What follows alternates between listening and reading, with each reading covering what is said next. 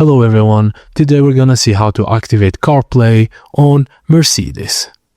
Firstly, find the USB port in your car's center console and use a high-quality Lightning to USB cable. Plug one end to your iPhone and the other one to the USB port. A prompt will appear on the car's infotainment screen. Tap Accept to continue. On the infotainment screen, select Connect when prompt, and a pop-up will appear asking if you want to connect automatically.